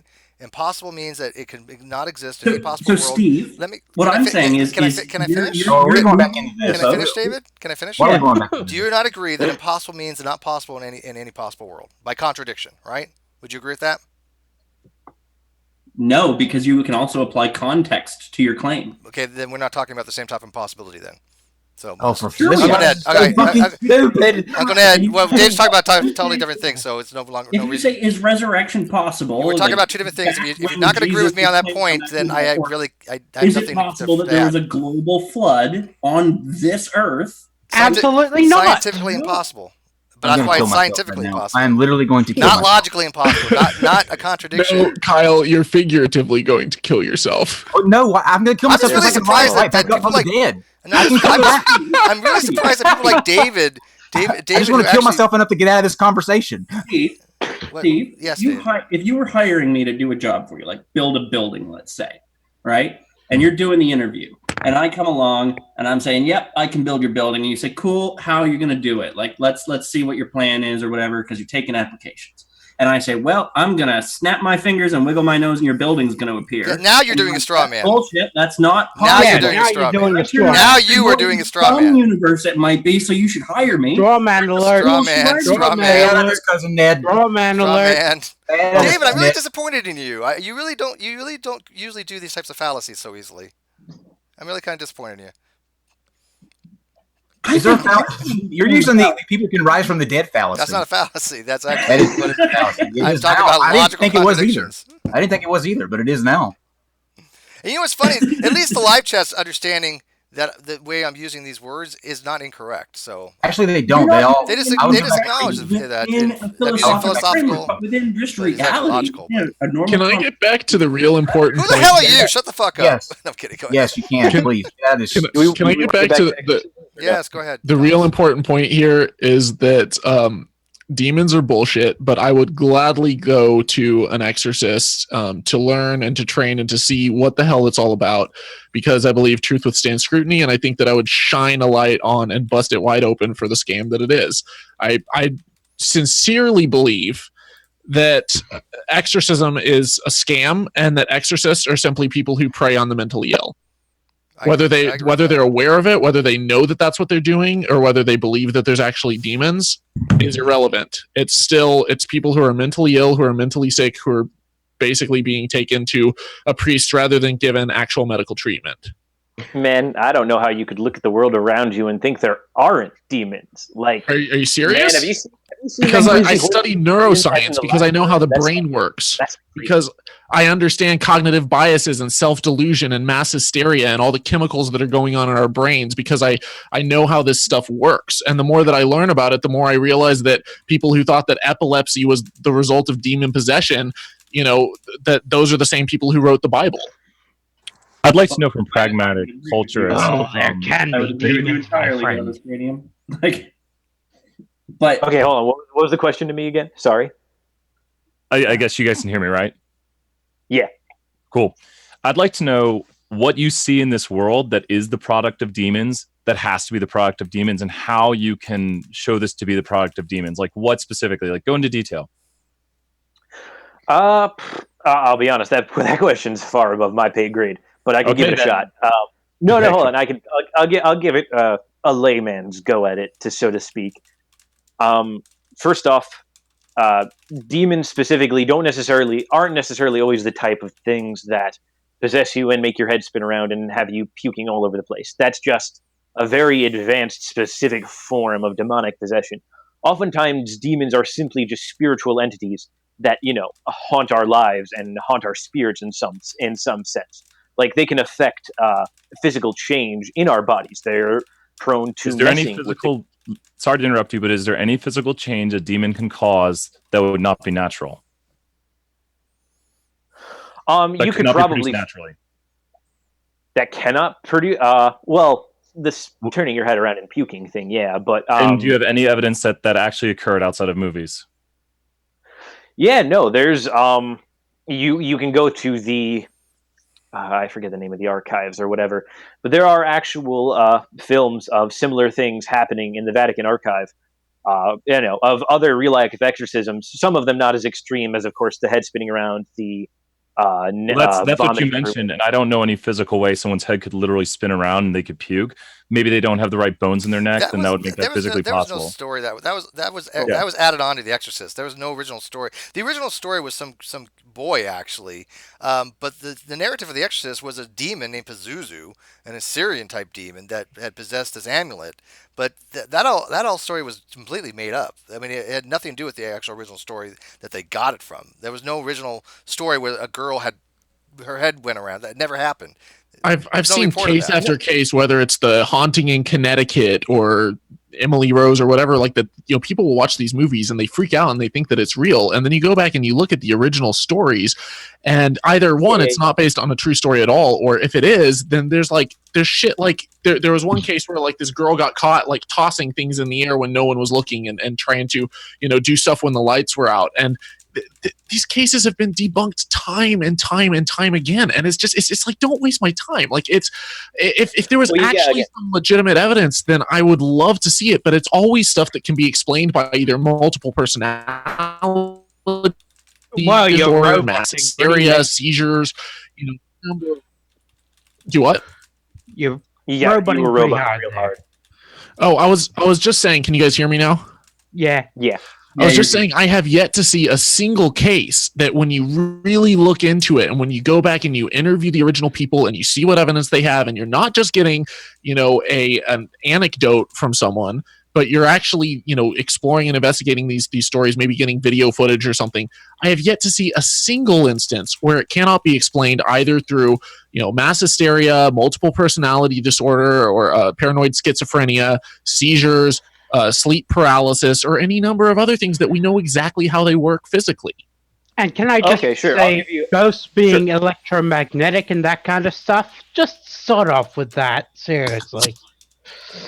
Well, I think there's more to. I think ghosts are something sort of separate that I don't really, in particular, am not well versed on. Only because there's a lot of, controversy about the within the Catholic Church itself about whether or not ghosts are real things that exist. Like my personal beliefs about the matter aside, but in terms of supernatural instances that I could point to specifically, another story. I think it might have been related to the original Exorcist case, where a girl, if you want to talk about physical impossibilities, was actually throwing up iron nails. And to this day, they actually have the jars of those nails, and they've tested them.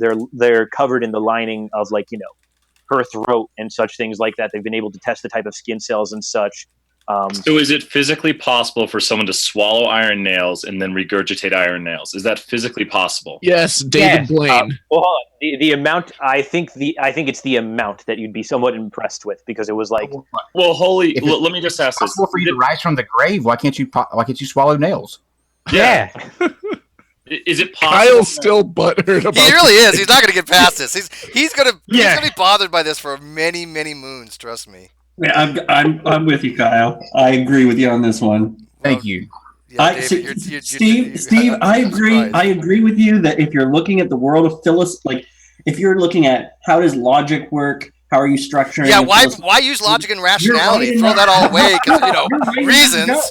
But we're not talking about David, I think it's funny that rational in talking about people rising from the dead. I think it's funny when people will selectively use when they want to use rationalism and logic, and when they don't. I think it's really odd when people just toss it out like you did, Dave. You just basically said, according to rationalism, I'd be right, and you just willing to throw it away. So just toss it away when it doesn't apply to you anymore. That's what I think is I find odd. Yeah, it's very odd. It's literally like that. What is that SpongeBob comic meme with the card thing, where they say something, try to explain it. It makes sense, but then the thing still doesn't happen because reasons. So you have Cousin Ned and Steve versus the rest of the rational thinking I'll world. take Cousin Ned. I like Cousin Ned. Excellent. Yeah. At least that we can agree on.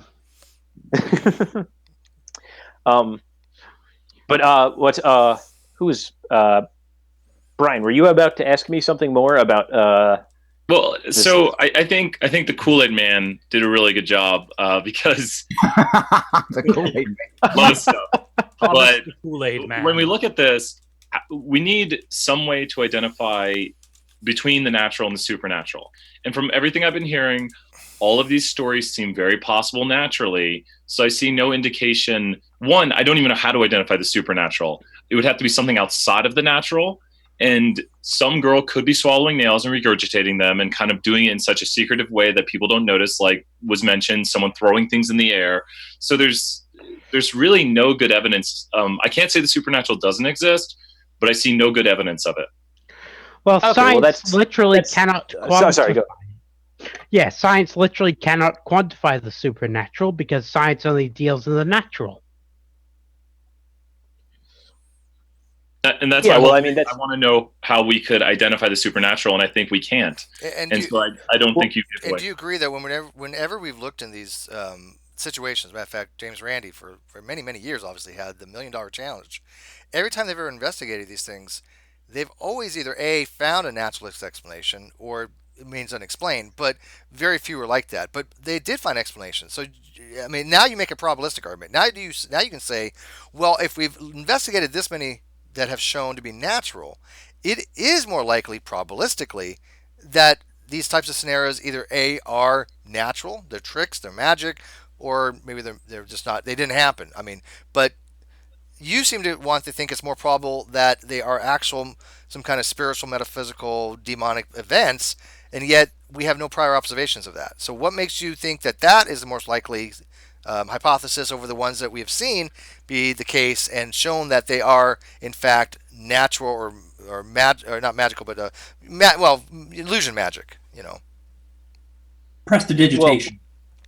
Well, I think again, it goes down to a case-by-case basis on, of course, what we believe is plausible naturally, and what are, some extraordinary cases such as the one I described. Like, yeah, maybe that girl was swallowing nails for God knows how long, and none of them went through her system, and she all barfed them up at once and things like that, and at such a large amount that it did literally no damage to her stomach or her intestines or her other internal organs, that she was doing it that whole other time.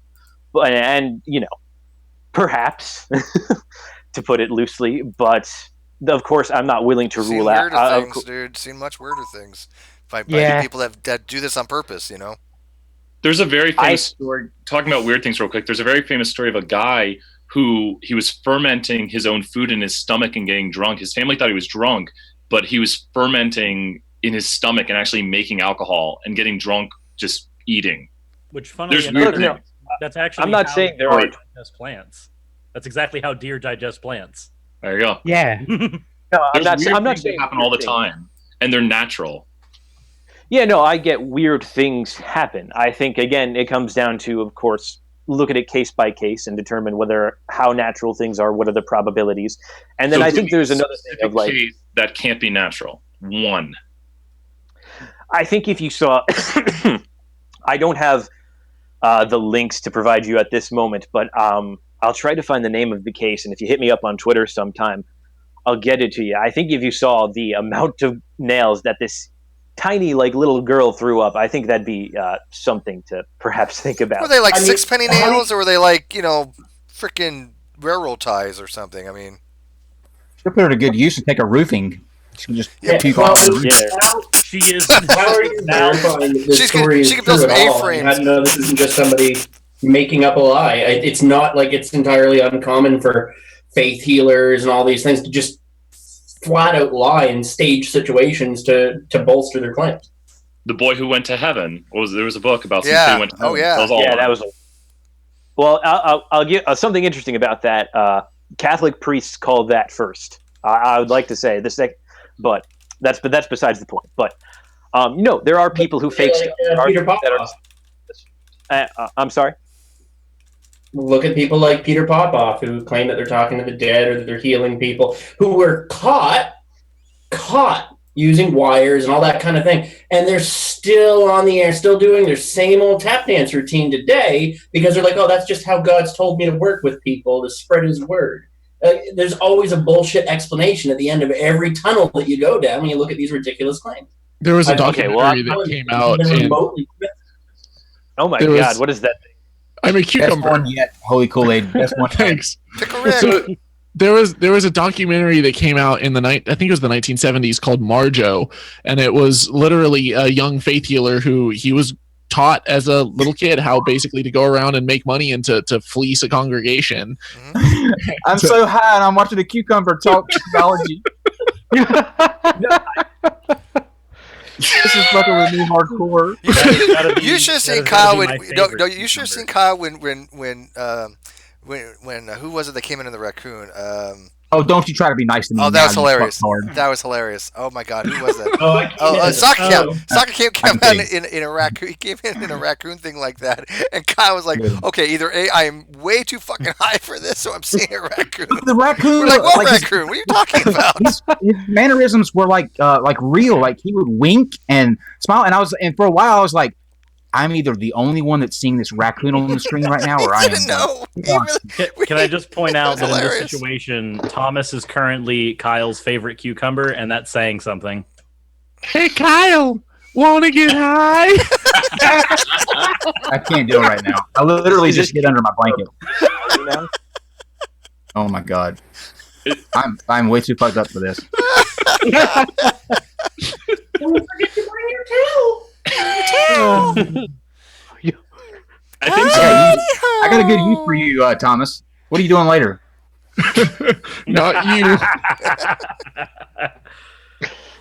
I think something big that was identified here is that, like you said, the Catholic Church identified that Boy Who Went to Heaven thing was all a made-up story. So we can acknowledge that all of these things could be made-up stories, or they could be the supernatural. So, well, hold on now. Again, it's a case-by-case basis, and so I think there are some. Case should we talk about?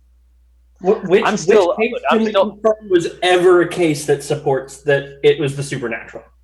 Like, there's no case by case. There's just one case that's decided on over and over and over again. And even then, there's not even really that many unexplained if you really look at it overall. Yeah. No, there's not. Well, there really isn't. I think that depends. Is he going to show dick pics? No, I'm going to. This is the source. Thank you, Tyler Durden of the nails. I don't think that the dick pics would be able to upstage my cucumber. I like the sound of that. Remember that Thomas's cucumber stays rigid 24/7. It says he walks down the hallway to meet him. The door swings open. Through the star. Let's see if we can find out where it says. What seems to be spit turns out to be a nail, he said when I see it all on. I don't give it much importance. How do you not give somebody spitting up a nail much importance? Let's see if we can figure out what worse. While you're reading that, can I just point out that the Catholic Church collecting relics of the saints has come across, I think it's like over 30 or 40 or more different nails that supposedly were a part of the cross that crucified Jesus. Or the lance. And if that's actually true, then they really nailed the shit out of him. There's actually 3 spheres of destiny out there. He begins chanting in Latin, commanding the presumed devils inside her to reveal themselves. Several minutes pass before Antonella reacts. She begins choking, coughing up phlegm, and she moans, rocks back and forth as if in pain, and demands the chanting to stop. Amorth refuses, shouting, "Tell me your name." Rises in her seat, hissing, "No. Tell me your name. How many are you?" There's 5 of them. He then begins to make the sign of the cross on her forehead. The chanting and blessings go for several more minutes. 10 minutes later, she comes around as if from a dream. Her eyes and slumps in a chair. After his bout with the demons, he shrugs and says, "That was a light one." So apparently, they just spit up one nail. That's a pretty shitty demon, man. You think the demon would have bigger I don't think this was the case, because the case I'm referring to, like, the photos were like in black and white, and I think it occurred in like sometimes in like the 50s or the 60s. So this might be 60-year anecdotal evidence. That's really weak. That's really weak. Yeah, I'd have to agree. I mean, those guys back then thought, there'd be alien abductions every other week, I wonder why this doesn't say when it happened. They're taking the cows and vomiting up nails, guys. The cow mutilations, man, aliens. This sounds like a poor person suffering from mental illness. All right, so okay, just to clarify really quickly here, I'm no expert on this stuff, and so obviously I'm not going to have the whole catalog of demonic possession cases right in front of me. There's a catalog. There's a catalog. I want to see the I'm catalog. pulling my porn back up, guys. Have I stopped sharing screen? I'm going to pull my porn back. Yeah, you're fine, Kat. Yeah, I'm sure there is a catalog. Like, I'm sure the Vatican keeps something like that. God, you're a naughty cucumber. No, I'm not the cucumber who keeps those. And you're circumcised too. No, you're not circumcised, I guess. Depending on how you look at it, I guess you're not circumcised. Can I just point out that this story, that the most reliable story that I can find on this priest this girl that's possessed and spitting up nails, is in the Irish Sun tabloid, and it's about a priest who allegedly carried out over 160,000 exorcisms. Is that right up there with the National Enquirer? Yeah, and it's the priest's own account of the situation. It's an anecdote from someone who has an agenda. 160,000 exorcisms. Hold on a second. I have to math that out. I have to do this now. All of Ireland possessed? So that's like what? How many exorcists a day for like 50 years? Well, and here's the thing though. He says in March of 2010, he said that he had done 70,000, but then in 2013, the number had risen to 160,000. So apparently, he did 90,000 exorcisms in 3 years. So at 160,000 over the course, if he did one exorcism a day, bullshit. No rest. One exorcism a day, no rest, no time between. He would be exorcising people for 438 years. What? Yeah, he's doing crowds, right? Because somebody in the crowd might have a flu demon, and somebody might have a mild headache. Let's grab the demons and throw them into the pigs. Jesus did it. Okay. So that's impossible, but rising from the dead is. He's not going to go for this, is he? But here he's saying, "Let it go, Kyle. Let it go." Let it go. That while it sounds like an impressive number, saying each exorcism does not represent a victim of possession, but rather is counted as a prayer or ritual alone. So he did 160,000 prayers that apparently cured people of demons. And then later he conceded that only 94 of his exorcisms represented full-blown possession. What were the other ones? I don't know, but this guy just seems like he's full of shit to me. Sketchy, yeah. Sketchy is not even the beginning word. I'm wondering why his bicycle was built backwards with all the backpedaling he's doing to go forward. All right, well, Pragmatic. Can I just ask you one thing right on this? Sure. So we've just went over a bunch of cases right here, and from what I'm gathering is I have no good reason to believe in possession. Do you have any good reason to believe? I think we've gone over like 5 or 6. Yeah, but wait, you said you're no expert on this. Everything you brought up, we can't find good evidence for. Why would you still believe in this? Like, why would you still believe in this now? Because, all right, so this is a larger... It kind of goes into a metaphysical thing. Because we're not saying it to make you double down. Like, this isn't us versus you. Like, we want to get to the truth, and I think that you're honest enough. Like, you want to get to it too. So, like, if you can put forth something that's true or that's evidential, like, we would love to hear it. But like, we're not trying to put you on the defensive. We just like until you can present some evidence or something. We're not going to be convinced, and we hope that you would have a higher level of skepticism as well. No, I understand your concerns, believe me, because this is an extraordinary supernatural claim and such, and you need proof. Unfortunately, I am ill-prepared to believe such a thing, but of course we all have, at some rate or another, we all believe the testimony of others on certain things. I happen to believe it on something you guys don't. But what I would say is that one of the things, I believe in is not just demons, but angels, and essentially these things are the disembodied physical forms of intellect in some form, but angels representing good-willed intellect and demons representing ill-willed and evil intellect, because in my mind having consciousness without a body is something that is metaphysically possible and metaphysically explainable, and it would make sense to me. And the fact that these entities who exist without corporeal forms interact with us in a material fashion would also not surprise me. So it's something that you'd have to sort of buy into my first principles for to fully get. I'm not sure how that answers the question, though. I honestly bought into your first principles for decades. We accept that you have those first principles. But why do you believe the question that Brian's asking? Why? Well, how does that get you? How does that get you that? Okay, look at. Let's say I would agree with you. Let's say I accept metaphysical principles. Blah blah blah. I agree with you. Not, for arguendo here, but now. What makes it so I would believe in some kind of demonic possession? What would be would I go, okay, I'm going to evaluate this. Yeah, you know what? I believe this now. What am I looking at to believe that?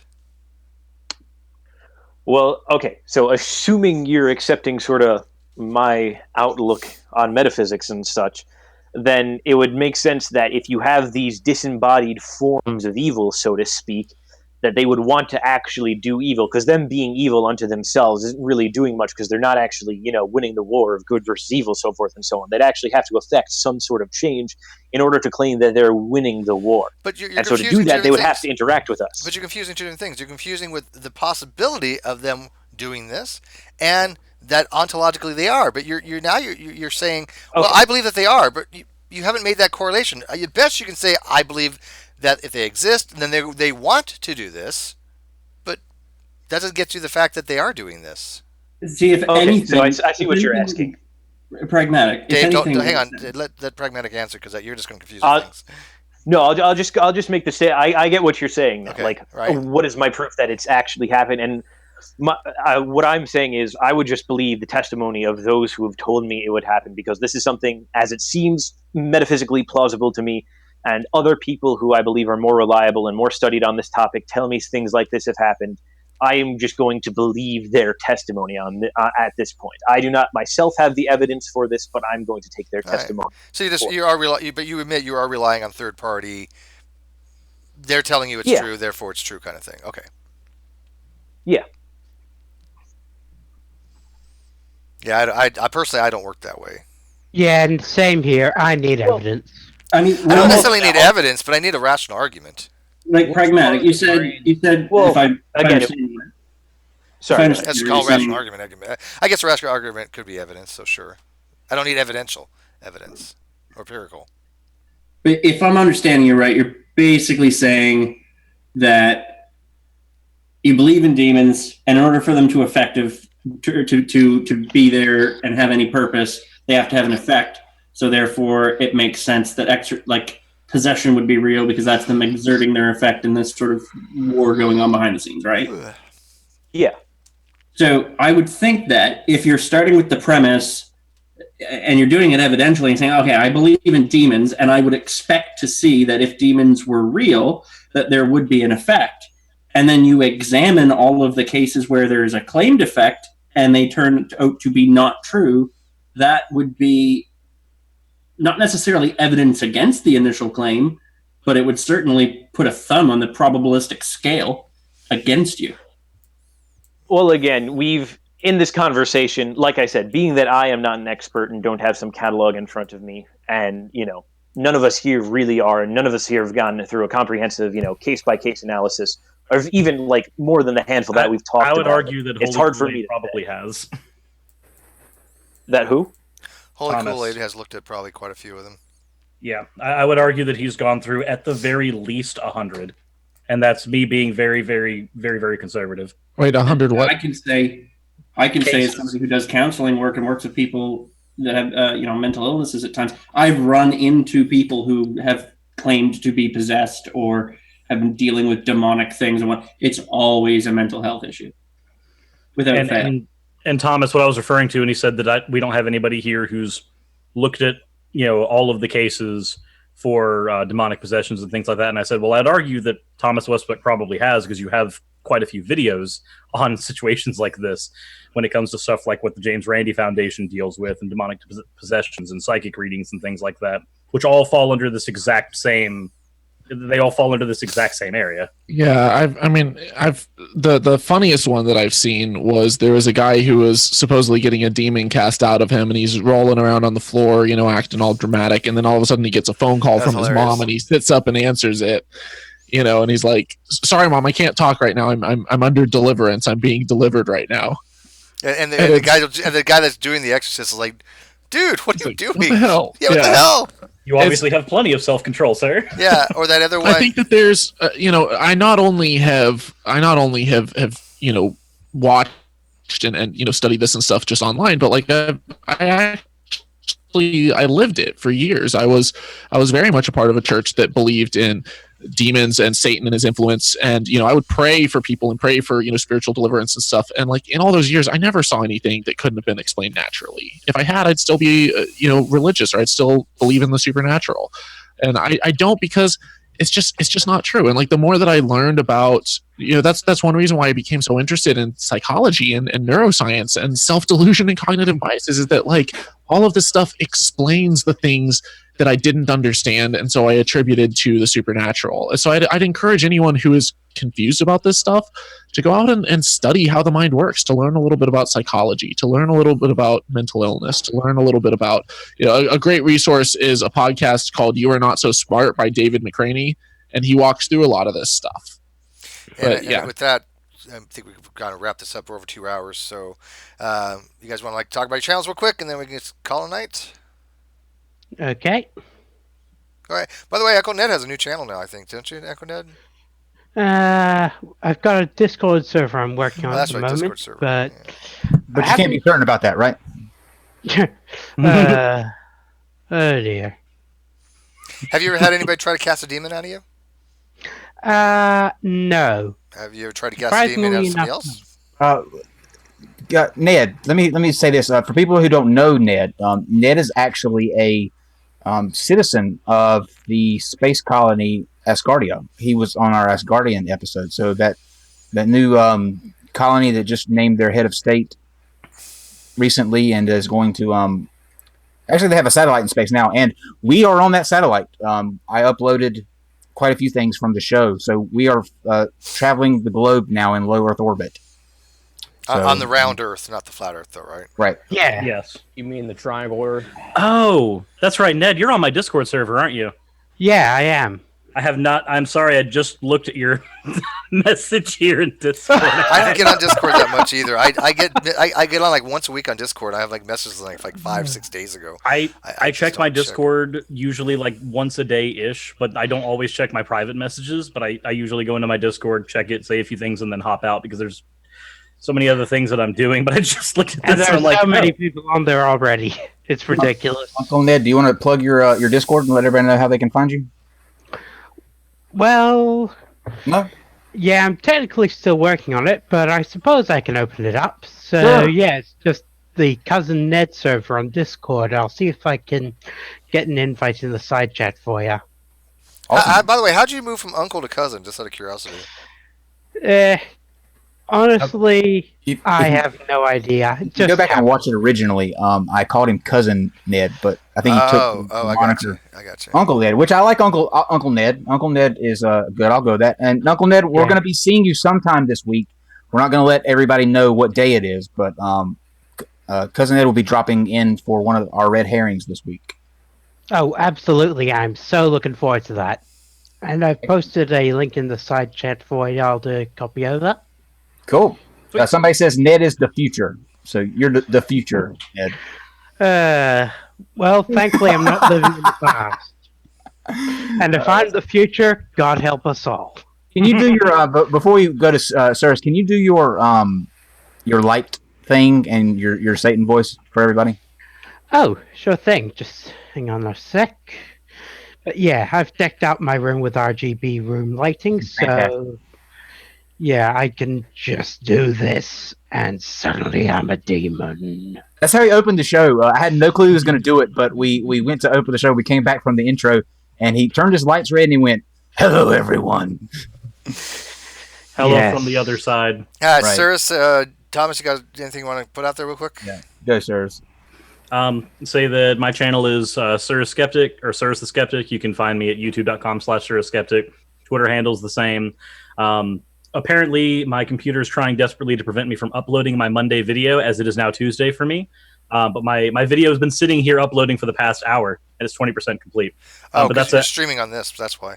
probably. Yeah, But it's a collaboration with me and Steve McRae about different things that probably need to stop being said in the theist versus atheist arguments from both sides. Yes, I'm very much people looking rising from the dead. And we get naked. Thomas.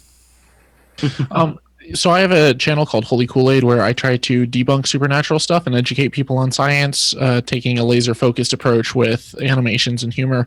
But it's called Holy Kool-Aid. I'm also on Twitter and Facebook at Holy Kool-Aid. And I also have a podcast with Rationality Rules and Rachel Oates called the Here and How Podcast. Excellent. Okay, Brian, go to you. I'm good. Thanks for having me on tonight, guys. Sure. David?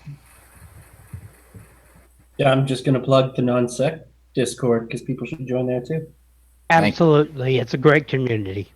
Pragmatic?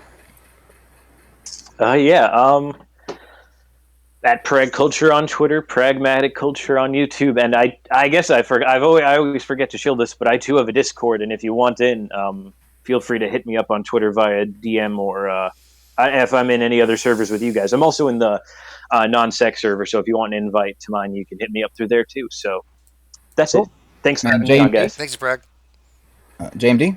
Yeah, I'm just a small apologetics YouTube channel. I'm 20, and I came through, objections and skeptical things that the people I've chatted on here have dealt with. And apologetics has helped me, and I think the church needs to step up their game in apologetics. So that's sort of what I do. Cool. Me and JMD also have a collaboration coming up, debunking young Earth creationism. Nice. And guys, listen, I want to put this out there too. On Thursday at 2 p.m. Eastern, I believe it is, Answers in Genesis is going to be discussing us. Dr. Jensen is going on AIG News to review his debate on our channel. So, Is that live? That's going to be a horror show. Is that live? I don't know. I want to say that Shannon said it starts at 2 p.m. I can't be certain about that, and I don't have access to pull that up right now. But we'll post it. We'll talk about it a little bit tomorrow. But just know on Thursday at some point they are going to be talking about that. And then tomorrow at 8 p.m. Eastern, Jilly Juice from the Dr. Phil Show will be on here and join us to see if Jilly Juice can actually make me straight. And if I can find somebody that doesn't have an arm or a toe, we'll try it on them as well. And just a quick update on that Discord. I have changed the name to reflect that I'm Uncle Ned now instead of Cousin Ned. Okay, I'll tell you what. We'll do this, Kyle. I'll drink the Jilly Juice, and we'll see if my foreskin grows back. How about that? Yeah, that sounds like a good challenge. That sounds like a good challenge. Before, as we close, let me pose a question to you guys. Let me pose a question to the audience. Okay, we say that it's impossible for Jilly Juice to regenerate limbs and all that stuff. I think we would all agree with that. In science, ask yourself why is people rising from the dead? He's not going to ever get this, is he? Maybe Jilly Juice can make people rise from the dead. I think we found it. There you go. Jilly Juice can make people rise from the dead. Look, that's how you solve problems, people. It's not Jilly Juice. It's Jesus Juice. How you solve problems. Jesus Juice. Well, if she marketed I'm glad we it had that this conversation, America. if she marketed say it that way. Before we end the conversation, I started the other show by plugging a fundraiser for survivors of clergy abuse, and which is the topic of the whole show. And if anyone is able to share that or donate to that, if we can raise money for clergy abuse victims to give them the healing and justice that they need, you can go to gofundme.com/fundraiser-for-snap. I'm posting a link in the live chat right now, and your donations will go a long way to help people who've been hurt by that. All right, and with that, good night.